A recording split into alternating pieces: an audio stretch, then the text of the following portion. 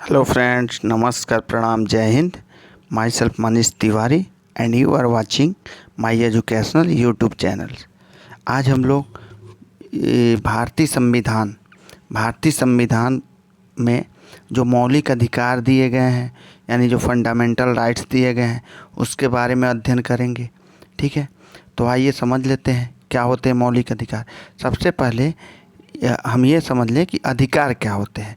तो अधिकार जो है, मान लीजिए ये अधिकार एक बड़ा गोला है, उसके बाद फिर से एक मानवाधिकार आता है, उसके बाद गोला है, और सबसे नीचे सबसे छोटा एक आता है, उसको मूल अधिकार कहते हैं। अब ऐसे समझ लीजिए, ये अधिकार हुआ है, ये बहुत व्यापक शब्द है। अधिकार क्या होता है? किसी व्यक्ति के दावे, किसी व्यक्ति द्वारा किए गए दावे जो संविधान सम्मत हो, संविधान के द्वारा स्वीकृत हो और संविधान उसकी मान्यता देता हो, उसको हम अधिकार कहते हैं। क्या कहते हैं? अधिकार कहते हैं। ये उसके बाद वाला जो गोला है मानव अधिकार। मानव अधिकार क्या है? मानव होने के नाते, यानी कि मानव होने के नाते जो हमें अधिकार मिलता है उसको हम मानवाधिकार कहते हैं। ठीक है, ये मानवाधिकार पूरे विश्व में कोई व्यक्ति चाहे कहीं का भी हो, चाहे भारत का हो, अमेरिका का हो, ब्रिटेन का हो, वो कहीं भी रहेगा तो मानवाधिकार उसे मिलेगा। ठीक है, ये उसका मानवाधिकार होता है। ठीक है, सबसे अंदर जो छोटा वाला गोला है उसको मूल अधिकार कहते हैं। ठीक है, इसको मौलिक अधिकार कहते हैं। ठीक है, इसको इंग्लिश में फंडामेंटल राइट्स कहते हैं, क्योंकि यह मूल है। इसके बिना अब इतना भी अधिकार न मिले तो व्यक्ति अपना जीवन कैसे जिएगा? यानी कि इस मौलिक अधिकार के बिना व्यक्ति अपना जीवन नहीं जी सकता है, संभव ही नहीं है। तो इसलिए इसका नाम मौलिक अधिकार रखा गया है। समझ में आया? तो सबसे बड़ा अधिकार होता है जो व्यक्तियों के दावे होते हैं, जो किसी कानून के द्वारा, संविधान के द्वारा स्वीकृत होते हैं, मान्यता प्राप्त होते हैं। ठीक है, दूसरा होता है मानवाधिकार, जो मानवाधिकार पूरा वैश्विक लेवल पे होता है, पूरा विश्व स्तर पे होता है। ठीक है, जो किसी पार्टिकुलर देश में ही मानवाधिकार नहीं होता है, बल्कि वो व्यक्ति कहीं का भी हो, चाहे अमेरिका, ब्रिटेन, फ्रांस, जर्मनी, कहीं का भी हो, उसका मानवाधिकार है और उसका मानवाधिकार का रक्षा किया जाता है। और सबसे जो मूल होता है मौलिक अधिकार, ये मौलिक अधिकार व्यक्ति को जीवन जीने के लिए, व्यक्ति को इस अपने जीवन को गरिमापूर्ण, अपने जीवन को आसान बनाकर जीने के लिए ज़रूरी होता है। इसके बिना व्यक्ति अपना जीवन जी नहीं सकता है, इसीलिए इसको हम क्या कहते हैं? मूल अधिकार कहते हैं। ठीक है, तो आइए अब आ जाते हैं कि जो मूल अधिकार है हमारे संविधान में, ये कहाँ से लिया गया है? तो ये संयुक्त राज्य अमेरिका से लिया गया है। ठीक है, संयुक्त राज्य अमेरिका से लिया गया है। और हमारे संविधान के भाग 3 में मूल अधिकार और अनुच्छेद 12 से लेकर 35 तक मूल अधिकार का वर्णन है। यानी संविधान के भाग 3 अनुच्छेद 12 से लेकर 35 तक मूल अधिकारों का वर्णन है। ठीक है, इसी मूल अधिकार को हम संविधान का मैग्ना कार्टा भी कहते हैं। मैग्ना कार्टा मतलब क्या होता है? मैग्ना कार्टा मतलब होता है रीढ़ की हड्डी, समझ लीजिए, बैकबोन। ठीक है, बैकबोन। तो इस तरह से मैग्ना कार्टा, ये जो मूल अधिकार है, इसके बिना संविधान का कोई मतलब ही नहीं है।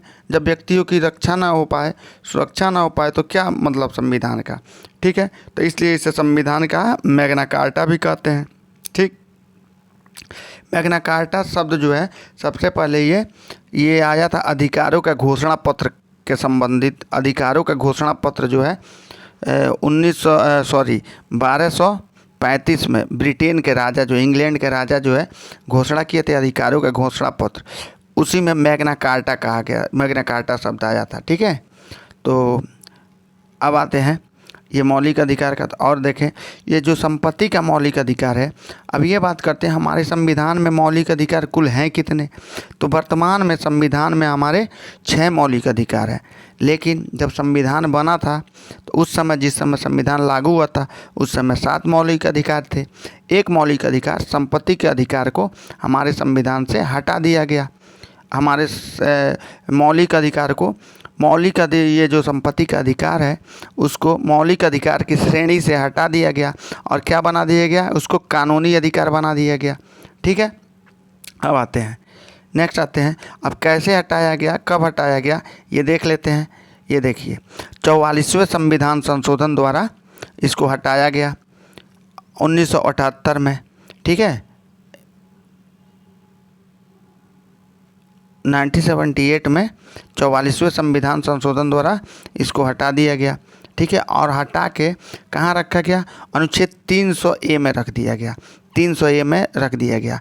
अब ये संपत्ति का अधिकार एक मौलिक अधिकार न होकर एक केवल कानूनी अधिकार बच गया है, केवल कानूनी अधिकार है। अब ये थोड़ा सा अंतर समझ लेते हैं कि मौलिक अधिकार और कानूनी अधिकार में क्या अंतर होता है। देखिए, मौलिक अधिकार जो है मौलिक है, मूल है, इसलिए उस देश के संविधान, किसी देश के संविधान के द्वारा मौलिक अधिकार प्रदान किए जाते हैं और वही संविधान मौलिक अधिकारों की सुरक्षा की गारंटी भी देता है। जबकि कानूनी अधिकार संविधान के द्वारा प्रदान नहीं किए गए हैं, कानून बनाकर सरकार के द्वारा प्रदान किए गए हैं, ठीक है। और कानूनी अधिकार का रक्षा सरकार जो है करती है, न कि संविधान खुद, ठीक है। तो ये समझ गए होंगे। आगे बढ़ते हैं, नेक्स्ट पे आते हैं कि अब मौलिक अधिकारों में का थोड़ा सा कुछ छोटी छोटी चीज़ें हैं, उसको देख लिया जाए। देखिए, संविधान के भाग 3 में इसका वर्णन है, ठीक है। अनुच्छेद 12 से 35 तक दिया गया है भाग 3 में। अब इसको भारतीय मूल संविधान में मौलिक अधिकारों की संख्या 7 थी, मैं बता चुका हूँ, जो कि 44वें संशोधन के द्वारा संपत्ति के अधिकार को 3 से कम रख दिया गया।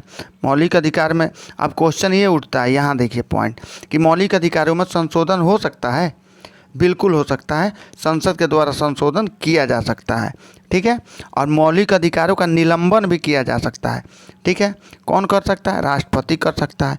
यानी मौलिक अधिकारों का निलंबन राष्ट्रपति करेंगे, मौलिक अधिकारों में संशोधन संसद करेगा, ठीक है। संशोधन मतलब होता है उसमें कुछ नया जोड़ना, और निलंबन मतलब होता है स्थगित करना, कुछ दिन के लिए रोक देना, ठीक है। अब मूल अधिकारों को, चूँकि मूल अधिकार अपने आप में मूल अधिकार हैं, इसलिए इसका संरक्षक मतलब गार्जियन कौन है? सुप्रीम कोर्ट है, खुद सुप्रीम कोर्ट है। खुद सुप्रीम कोर्ट जो है इसका रक्षा करने की गारंटी देता है, ठीक है। अब आते हैं, तो क्वेश्चन पूछता है कि मूल अधिकारों का संरक्षक है कौन है? सर्वोच्च न्यायालय है, ठीक है।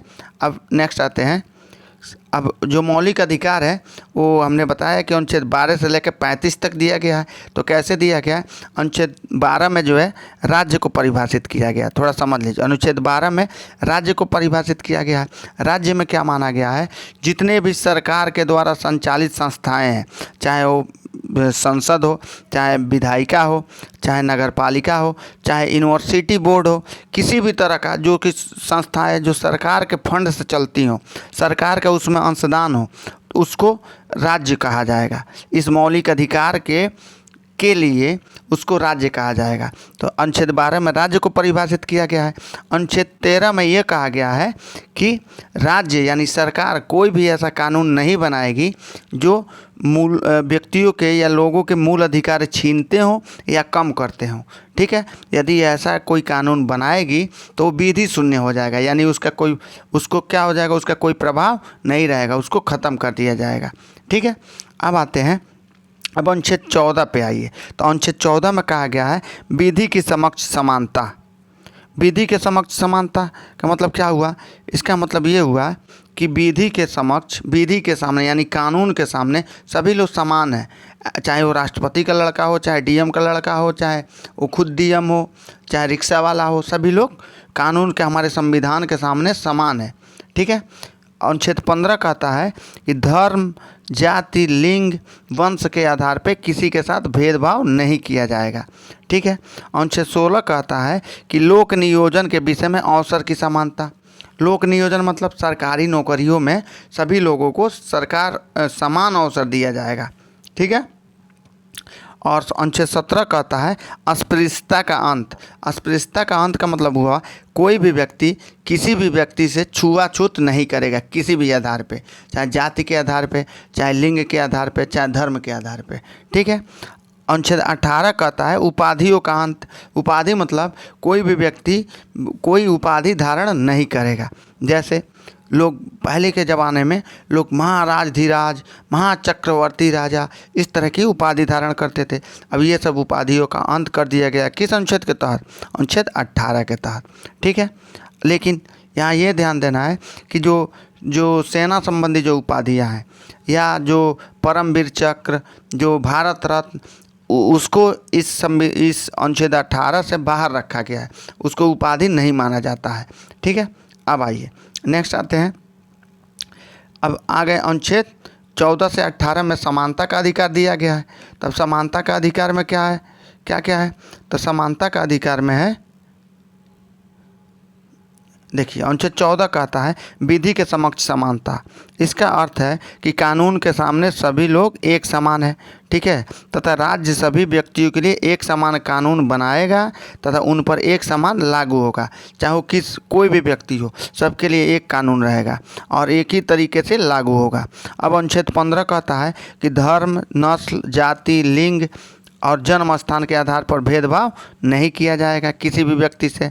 देखिए, राज्य द्वारा धर्म, जाति, लिंग, नस्ल या जन्म स्थान के आधार पर नागरिकों के प्रति जीवन के किसी भी क्षेत्र में भेदभाव नहीं किया जा सकता है। अनुच्छेद 16 पे आइए। अनुच्छेद 16 कहता है लोक नियोजन के विषय में अवसर की समानता। जो अभी हमने बताया है, लोक नियोजन मतलब सरकारी नौकरियों में सबका समान प्रतिनिधित्व होना चाहिए। ठीक है, अब आते हैं नेक्स्ट। अब अनुच्छेद 19 से 22 स्वतंत्रता का अधिकार दिया गया है। अनुच्छेद 19 से लेकर 22 तक स्वतंत्रता का अधिकार दिया गया। अनुच्छेद 19 के अंतर्गत वर्तमान में हमें कुल 6 स्वतंत्रता के अधिकार हैं। लेकिन जब कानून बना था, यानी जब हमारा संविधान तैयार हुआ था, लागू हुआ था, उस समय हमारे संविधान में 7 प्रकार के स्वतंत्रता के अधिकार दिए गए थे। ठीक है, लेकिन वर्तमान में 6 हैं। देखिए, अनुच्छेद 19A में कहा गया है बोलने की स्वतंत्रता।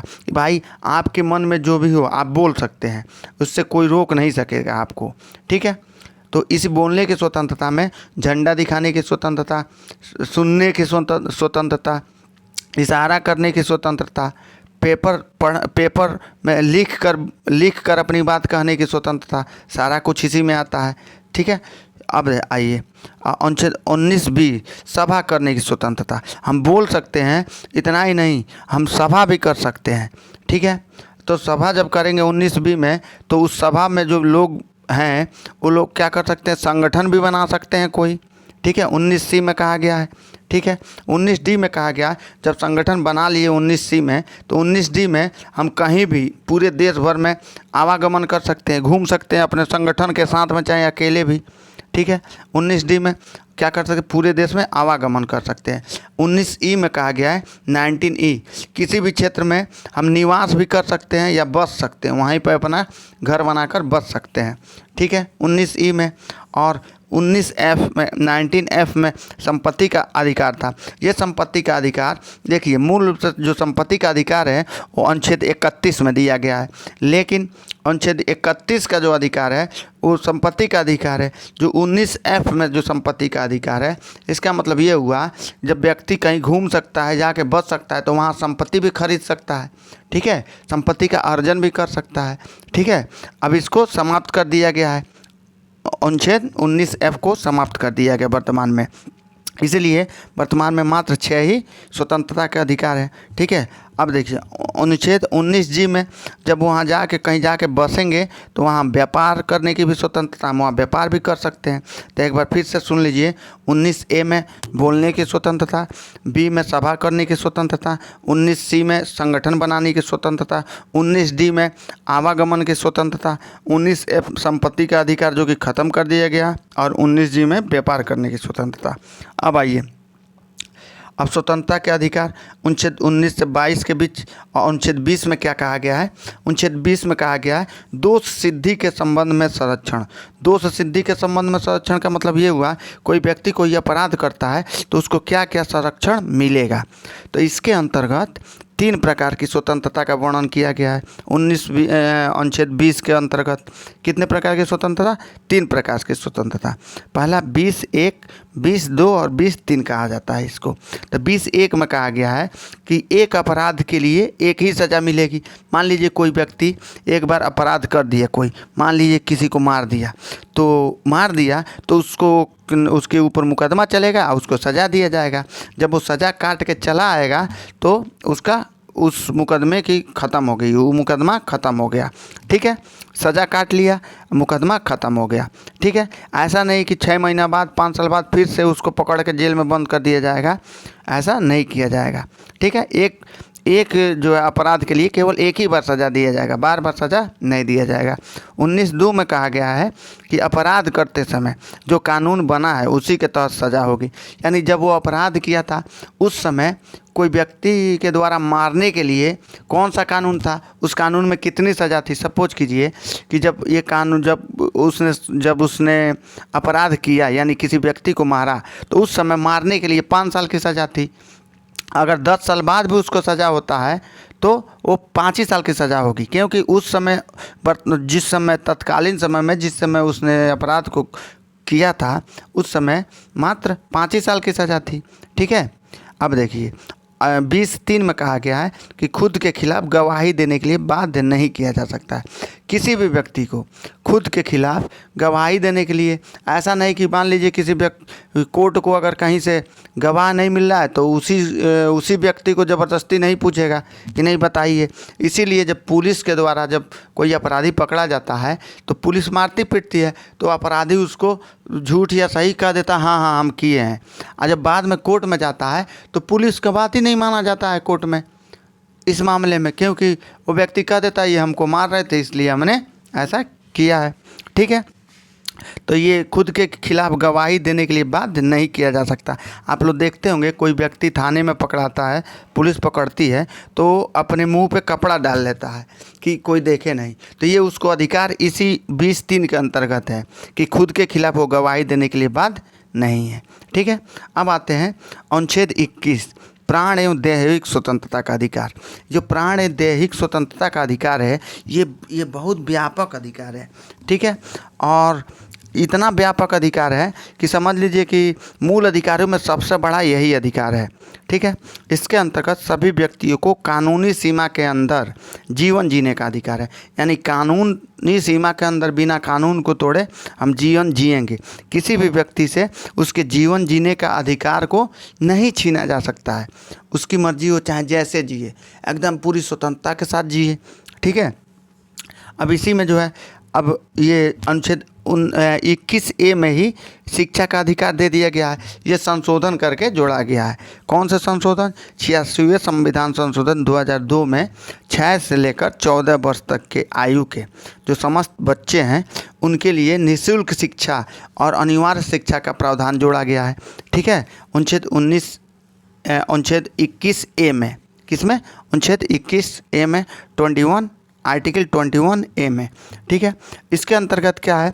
अब देखिए अनुच्छेद 21(a) प्राण एवं दैहिक स्वतंत्रता का जो अधिकार है, इसमें जो है अगर कोई भी आपसे क्वेश्चन पूछे कि हवा लेने का अधिकार, पानी पीने का अधिकार, घूमने का अधिकार, खाना खाने का अधिकार, हंसने का अधिकार, किसी भी तरह का अधिकार जो अभी तक हम बताए हैं या अभी जो बताएंगे, अगर उसमें नहीं हो तो आप लोग तुरंत लगा दीजिएगा अनुच्छेद 21, क्योंकि ये बहुत व्यापक है। ठीक है, अब देखिए अनुच्छेद 21 हो गया। अब आते हैं हम लोग अनुच्छेद 22। ये अनुच्छेद 22 जो है गिरफ्तारी से संरक्षण से संबंधित है। तो गिरफ्तारी किसी व्यक्ति को 2 तरह से होता है। एक अपराध के पहले भी गिरफ्तारी हो सकती है। मान लीजिए कोई व्यक्ति कोई अपराध करने वाला है, जैसे अभी आप लोग को उदाहरण के लिए मैं बता दूं, मान लीजिए तो वही कह रहे थे कि कोई व्यक्ति जो है अपराध के पहले जो है गिरफ्तार किया जाता है तो उसको निवारक निरोध कहते हैं। जैसे आप लोग देखे होंगे कि कभी कभी जो है NIA या पुलिस वाले जो है आतंकवादियों को अपराध करने से पहले ही पकड़ लिया जाता है। जैसे अभी जो है वर्तमान में देखिए NIA के द्वारा अभी कितने आतंकवादियों को पकड़ा जा रहा है, PFI के आतंकवादियों को पकड़ा जा रहा है। ठीक है, तो ये लोग अभी अपराध किए नहीं हैं लेकिन फिर भी पकड़ लिया गया है। तो इसको ऐसा जो है ऐसा किस अनुच्छेद के तहत? अनुच्छेद 22 के तहत किया जाता है। ठीक है, तो जब 22 के तहत किया जाएगा उसको अपराध के पहले का जो गिरफ्तारियाँ होती है उसको निवारक निरोध कहा जाता है। क्या कहा जाता है? निवारक निरोध। तो ये निवारक निरोध जो है, निवारक निरोधक कानून के अंतर्गत किसी व्यक्ति को अपराध करने के पहले भी गिरफ्तार किया जा सकता है। और जब निवारक निरोध के अंतर्गत अगर किसी व्यक्ति को गिरफ्तार किया जाएगा उसको कोई वारंट दिखाने की ज़रूरत नहीं है। ठीक है, कोई वारंट दिखाने की ज़रूरत नहीं है। और ऐसे व्यक्ति को बिना किसी दंडाधिकारी के समक्ष पेश किए बिना 3 महीने तक जेल में रखा जा सकता है। यानी मजिस्ट्रेट के सामने जो है पेश करने की कोई ज़रूरत नहीं है, 3 महीने तक पेश करने की कोई ज़रूरत नहीं है, उसको जेल में डाला जा सकता है। समझ में आया। और दूसरा, अपराध करने के बाद जो गिरफ्तारियाँ होती है, ऐसी गिरफ्तारियों को हम दंडात्मक निरोध कहते हैं। ठीक है, ये दंडात्मक निरोध जो है क्यों किया जाता है? हिरासत में, तो जब किसी व्यक्ति का दंडात्मक निरोध होता है तो वह उस व्यक्ति को जो पुलिस के द्वारा जो गिरफ्तार करता है उसके द्वारा किस कारण से गिरफ्तार किया गया यह बताना होगा कि आपने क्यों गिरफ्तार किया है। ठीक है। दूसरा, 24 घंटे के अंदर में मजिस्ट्रेट के सामने यानी दंडाधिकारी के सामने, जज के सामने पेश करना होगा। इस 24 घंटे में आने जाने का समय नहीं जुड़ा है। ठीक है।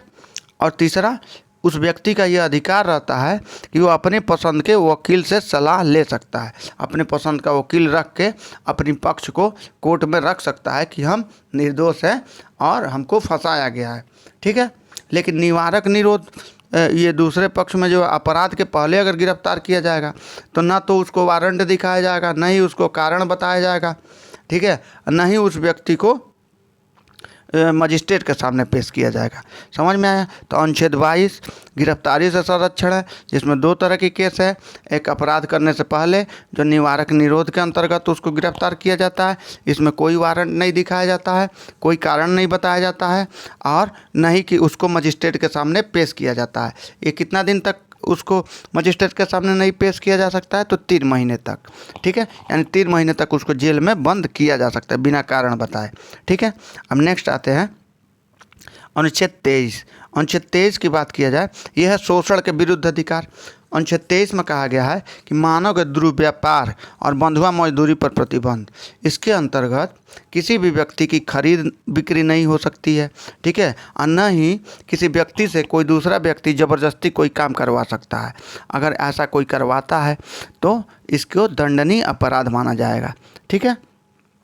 आप लोग गांव में देखते हैं कि गांव में जो है जो गरीब लोग होते हैं, जो मज़दूर लोग होते हैं, कई लोग जो है ज़बरदस्ती काम करवाते हैं। तो अनुच्छेद 23 के तहत उनके ऊपर मुकदमा लिखा जाएगा, उस व्यक्ति का मूल अधिकार का हनन हो रहा है। ठीक है। तो अब आते हैं अनुच्छेद 24। अनुच्छेद 24 में जो है बालकों के नियोजन पर प्रतिबंध है। बालकों का नियोजन का मतलब बालकों को खतरनाक काम में नहीं लगाया जाएगा, किसी जोखिम भरे काम में नहीं लगाया जाएगा। जैसे पटाखे बनाने वाली फैक्ट्री में, बीड़ी बनाने वाली फैक्ट्री में बालक काम करते हैं। जैसे आप लोग देखते हैं कि जो है बहुत सारे बालक जो है जोखिम भरे काम में काम करते हैं, बड़े बड़े पत्थर उठा के लेके जाते हैं, तो बड़े बड़े कंपनियों में काम करते हैं। इसीलिए कंपनी में कम से कम 18 वर्ष से कम से कम 14 वर्ष से ऊपर के ही बच्चों को रखा जाता है। ठीक है। तो अनुच्छेद 24 बालक नियोजन पर प्रतिबंध है, जिसके अंतर्गत 14 वर्ष से कम आयु वाले किसी बच्चों को कारखाने में नहीं या किसी भी जोखिम भरे कार्य में नहीं लगाया जाएगा। अब आते हैं अनुच्छेद 25 से अनुच्छेद 24 खत्म हुआ ना, अनुच्छेद 26 देख लीजिए। अनुच्छेद 26 ये है, एक मिनट, अनुच्छेद 26 ये है। अनुच्छेद 26 धार्मिक स्वतंत्रता का अधिकार। धार्मिक स्वतंत्रता का अधिकार, अब यहाँ पे एक बात समझना है कि अनुच्छेद 25 से लेकर अनुच्छेद 28 तक ये हमारा धार्मिक स्वतंत्रता का अधिकार है। तो एक बार फिर से रिवाइज कर लिया जाए। अनुच्छेद 12 में राज्य को परिभाषित किया गया है। अनुच्छेद 13 में ये कहा गया है कि राज्य कोई भी यानी सरकार कोई भी ऐसा कानून नहीं बनाएगी जिससे कि किसी व्यक्ति का मूल अधिकारों का हनन होता हो या छीनता हो या कम करता हो। अनुच्छेद 14 से लेकर 18 तक समानता का अधिकार। अनुच्छेद 19 से लेकर 22 तक स्वतंत्रता का अधिकार। अनुच्छेद 23 और 24 शोषण के विरुद्ध अधिकार था। अनुच्छेद 25 से लेकर 28 तक क्या है? धार्मिक स्वतंत्रता का अधिकार है। तो अनुच्छेद 25 से लेकर 28 तक धार्मिक स्वतंत्रता का अधिकार। अनुच्छेद 25 को पहले देखा जाए। अनुच्छेद 25 क्या है?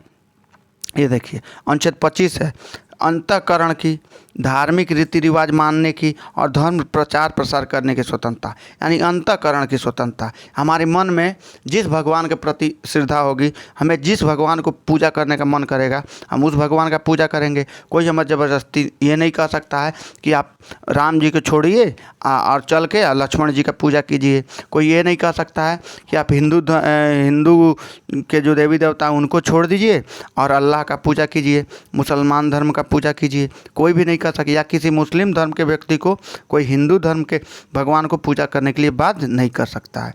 ठीक है। रीति रिवाज मानने की मतलब हम जो हिंदू धर्म का जो रीति रिवाज है, जैसे टीका लगाना, जैसे गमछा लगाना, जैसे चिरकी रखना, हम अपने हिसाब से कर सकते हैं। ठीक है।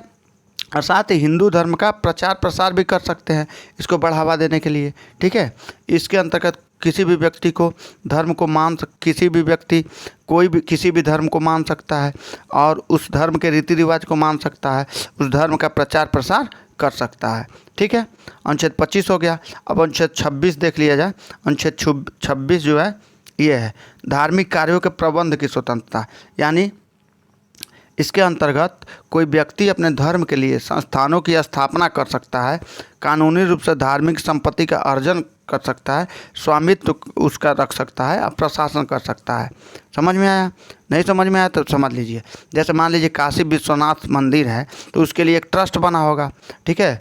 जहाँ अभी राम मंदिर बन रहा है अयोध्या में, उसके लिए एक ट्रस्ट बन रहा है, तो वो ट्रस्ट जो है क्या कर सकता है, वो ट्रस्ट जो है कोई धार्मिक संपत्ति को खरीद सकता है, उसका स्वामित्व रख सकता है, उसका प्रशासन कर सकता है। समझ में आया? कोई व्यक्ति भी कर सकता है।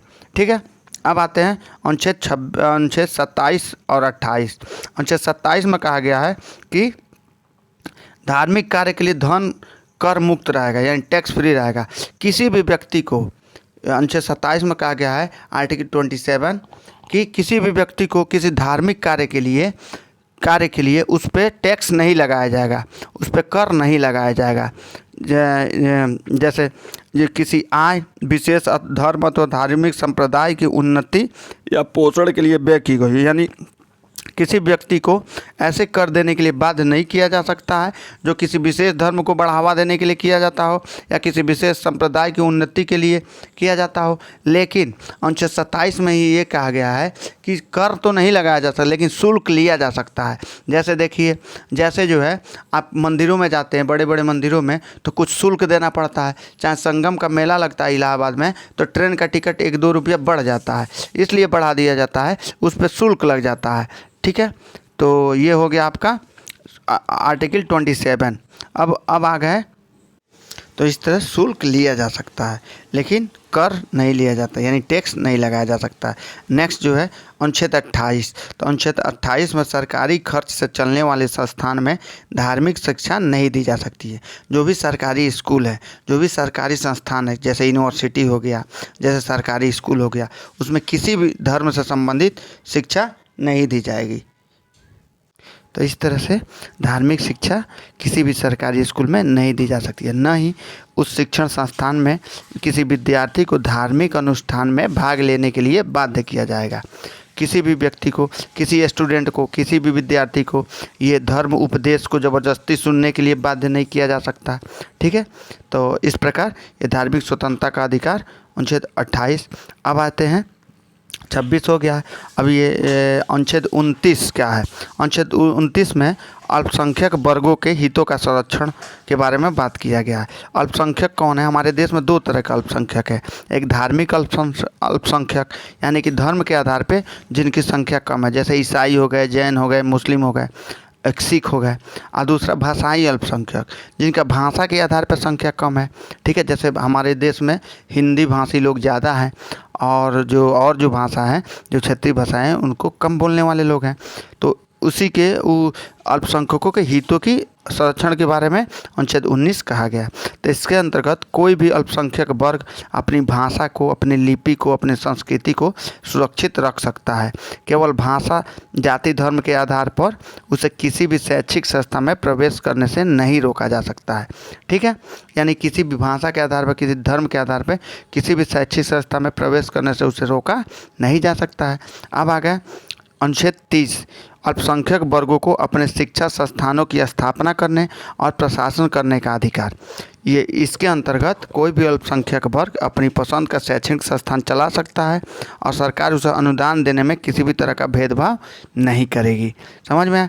जैसे देखते हैं बहुत सारे मदरसा चलते हैं, जैसे बहुत सारे जो है आप देखेंगे आर्य समाज के द्वारा बहुत सारे विद्यालय चलाए जा रहे हैं, जैसे DAV स्कूल है, आर्य समाज के द्वारा चलाए जाते हैं, तो वो अनुच्छेद 30 के अंतर्गत ही चलते हैं।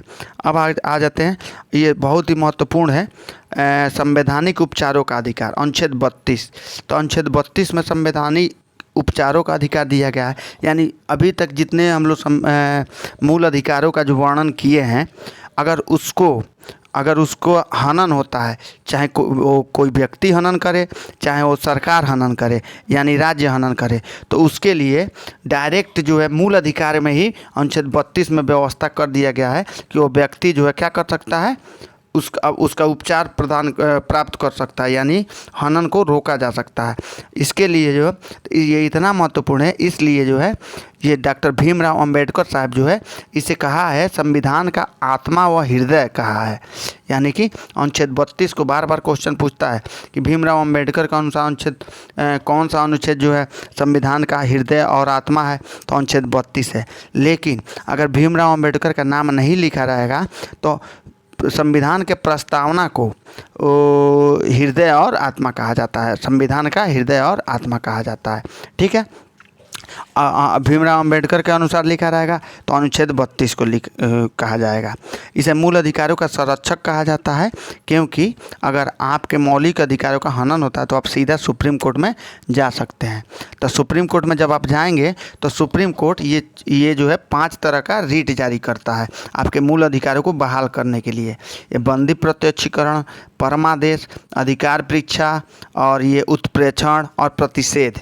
ठीक है, ये बंदी प्रत्यक्षीकरण का मतलब होता है कि बंदी को, जिसको बंदी बनाया गया है पुलिस के द्वारा या किसी व्यक्ति के द्वारा, उसको किसी जज के सामने प्रस्तुत किया जाए तो सुप्रीम कोर्ट आदेश देता है कि व्यक्ति को सशरीर हमारे सामने प्रस्तुत किया जाए, यानी जज के सामने प्रस्तुत किया जाए। ठीक है, परम आदेश, जब कोई सरकारी पद पर काम करने वाला व्यक्ति अपने दायित्वों की पूर्ति नहीं करता है तो उसके लिए सुप्रीम कोर्ट आदेश देता है कि हम आदेश देते हैं कि आप ऐसा काम कीजिए, इसको परमादेश कहते हैं। अधिकार परीक्षा, जब कोई व्यक्ति किसी के उसका अधिकार नहीं है वो काम करने का, लेकिन फिर भी बिना अधिकार का ही काम कर रहा है, तो उसके लिए ये रीट जारी किया जाता है, अधिकार परीक्षा, क्यू वारंटो।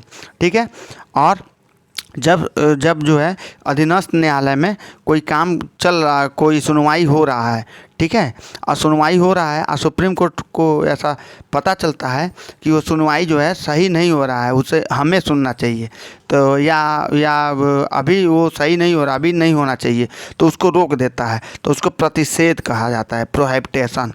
और जब उसी सुनवाई को अपने पास मंगा लेता है तो उसको उत्प्रेक्षण कहा जाता है, यानी सेटेरियो। ठीक है, तो अब हो गया ये बस। तो हमारे चैनल को लाइक, सब्सक्राइब और शेयर करना बिल्कुल ना भूलें।